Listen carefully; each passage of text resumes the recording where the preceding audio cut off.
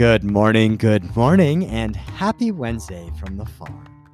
Welcome to another episode of Thinking Outside the Soil, where I talk about topics related to the farmers and ranchers that use hydroponic practices to grow the crops and creatures we need to eat. I am your host, Sean Short, and today is January 4th, 2023. Thank you for being with us on this beautiful morning. This episode, I shall talk about hydroponic cowpea. Cowpea is a legume that originates from eastern and southern Africa, the most diverse species being found in the southern Africa areas. It is one of the older domesticated crops. Remains of burnt cowpea come from rock shelters in southern Africa, and those have been dated back to the 2nd millennium BC. The name cowpea suggests that it was first eaten by cows, my favorite. And today, we now feed the whole plant as forage for animals other than just cows. It's likely that the cowpea was introduced into India and other parts of the world when humans traveled and made tools. So cowpea might have made its way into the other areas of Africa, Asia, and Europe as those civilizations spread across the globe. It was used by the Greeks and Romans, and it probably reached the Americas during the 16th to 19th century slave trading era. Cowpea has recently made its way into arid and semi-arid regions of Australia and the United States. Here in the US, we typically will call cowpea black-eyed pea. The only commodity of cowpea for which there are production estimates is dry grain. And according to the United Nations FAO, or Food and Agricultural Organization, about 4.5 million tons of cowpea grain are produced every year on 11 million acres across the planet. About 70% of that cowpea production occurs in the savanna and Sahelian parts of West and Central Africa, areas of the world that are indeed very arid and could be classified as semi-arid. Nigeria is located in that region, and it is the largest producer and consumer of cowpea grain, with approximately 13 million of their acres under cultivation, and they get an annual yield of just over 2 million tons. After Nigeria, Niger and Brazil in South America are the next largest producers, with yearly yields around 1/2 million tons, a lot less than Nigeria. Production in the United States is even less at about 88,000 tons, with most of this production occurring in Texas, California, and other southern states. It has started to make its way north, and farmers in Oklahoma, Kansas, and Nebraska, and here in eastern Colorado are starting to adopt cowpea. The crop's mainly grown for its high-protein seed, although, as I mentioned earlier, the other parts of the plants, like leaves and immature seed pods, can also be consumed. The seeds are harvested after about 100 days, much like corn grain. Leaves for forage, though, can be picked about 4 weeks after planting, so sooner than some silage crops. Hydroponic cowpea, on the other hand, yields significantly more, with about 100 tons of fresh matter per acre based on a 10-day continuous growth cycle. And so when dried, that equates to about 15 tons of dry matter per acre. The cowpea yields in Africa come to be about 0.5 ton per acre, with only about 7 inches of rainfall. Now, that is hugely significant because no other legume in the world is capable of producing so much under such low water conditions. So what I want us to take away is that this drought tolerance of cowpea makes it an extremely ideal crop for hydroponically grown fodder because it uses water much more efficiently. Cowpea is one of the best users of water next to barley, and we have looked at it. Researchers from Jordan, the same ones we've met before, looked at it grown hydroponically, and it is similar to barley. We don't see much water use efficiency data to compare that, though, to the field-grown forage.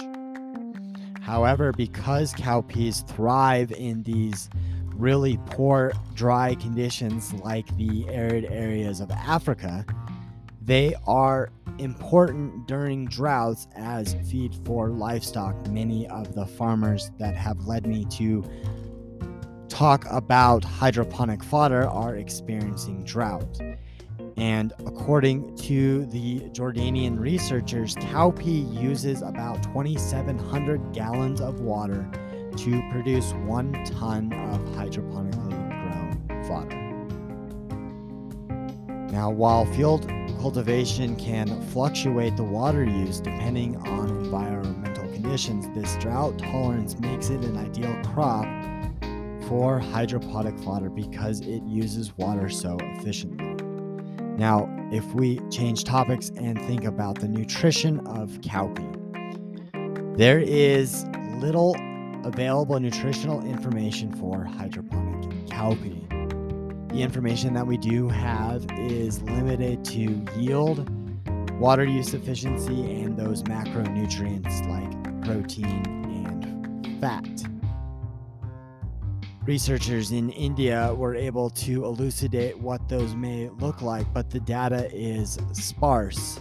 For instance, the nutritional properties of cowpea seed look similar to those that I have said in the episode on alfalfa and barley.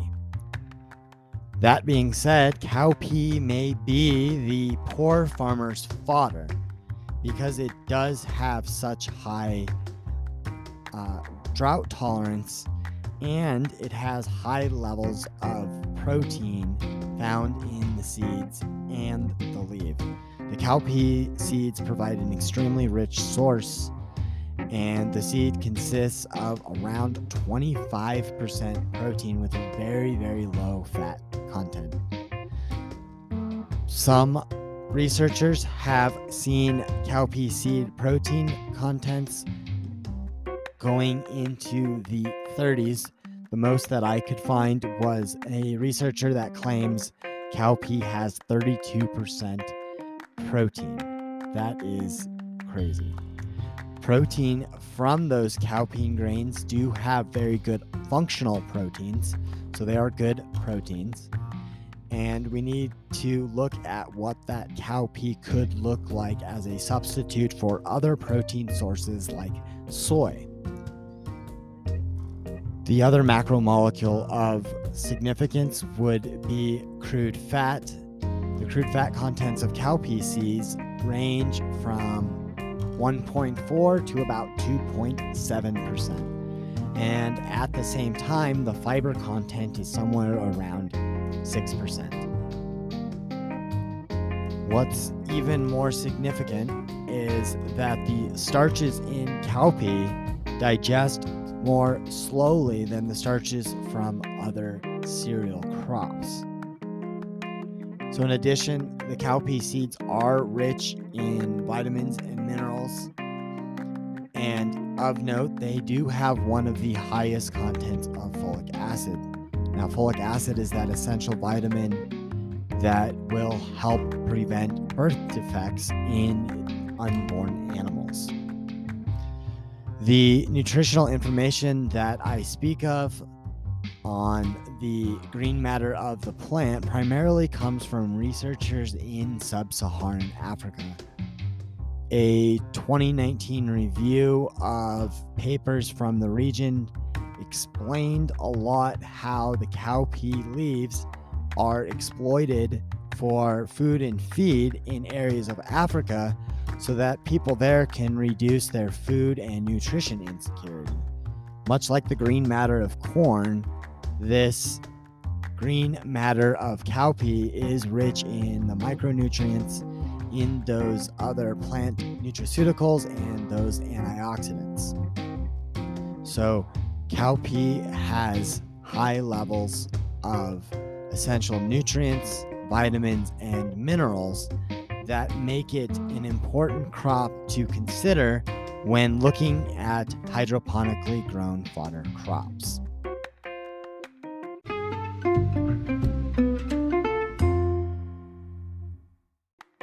And as always, I would love to hear or read your thoughts. So please feel free to leave a comment or email me at Sean@thinkingoutsidethesoil. That's SEAN, like Sean Penn. I don't always reply, but I do read every email and comment. If you want to learn more about how hydroponic fodder helps farmers save water, improve livestock quality, and become better stewards, please head on over to thinkingoutsidethesoil.com. Right now, I am running a special book offer so you can get a free copy. I personally bought a bunch, and I am asking you to pay for the shipping and handling. This makes it come out to be a way better deal than you could get on Amazon or even at your local bookstore. So don't miss out on getting a copy and joining the next agricultural revolution. Thank you for another episode of Thinking Outside the Soil. Take care and have a lovely day.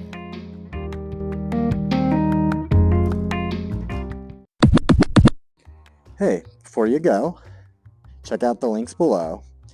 Leave me a rating and review and follow the show. Don't forget to get yourself some of our Blooming Health blended sprouting mix. Our mix has been shown to get the best eggs and create the healthiest flocks. With feed costs going up, right now's the time to lock in a subscription so that you can get the best eggs without having to go to the grocery store or the feed store anymore. Check out the links below to get yourself some Blooming Health blended sprouting mix.